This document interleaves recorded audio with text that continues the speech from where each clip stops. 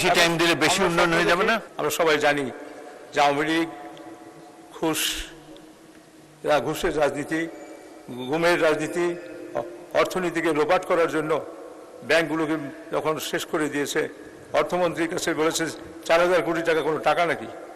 তারা এইভাবে লুট করে তাদের সদর প্রথম অর্থনৈতিক মন্দার সবচেয়ে বড় বিষয়টি হচ্ছে ব্যাংকে অর্থনীতিতে ব্যাংকগুলো লুট করা হয়েছে। ব্যাংকগুলো এসালম ব্যাংক লুট করছে, তাদের কিছু বলছে না। ন্যাশনাল ব্যাংকে এসে গোলাগুলি করছে, এয়ারপোর্ট দিয়ে তারা চলে যাচ্ছে বাইরে, সরকার কিছু বলছে না। সরকার রাষ্ট্রযন্ত্র সরকারকে এমনভাবে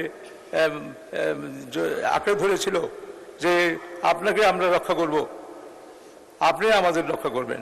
তাদের যে চুক্তি, ভোটাধিকার হরণ করবে যারা, তারা সবাই ঐক্যবদ্ধ হয়ে এই ব্যবসায়ী, আইনজীবী, বুদ্ধিজীবী, বাংলাদেশের কিছু লোকরা সবাই মিলে এই ভোটাধিকার হরণ করে স্বাধীনতাকে প্রশ্নবিদ্ধ করেছিল।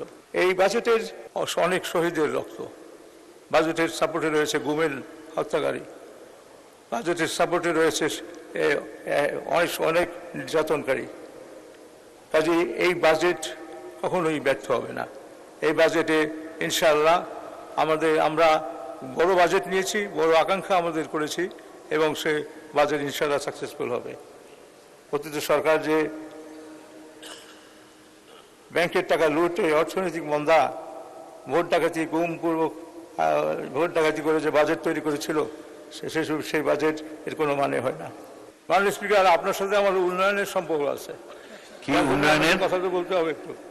মাননীয় স্পিকার, আমরা বেশি টাইম দিলে বেশি উন্নয়ন হয়ে যাবে না? আমরা স্বপ্ন দেখি ভোলা বরিশালের এবার ব্রিজ হওয়া। আচ্ছা, 2 মিনিটে শেষ করেন প্লিজ।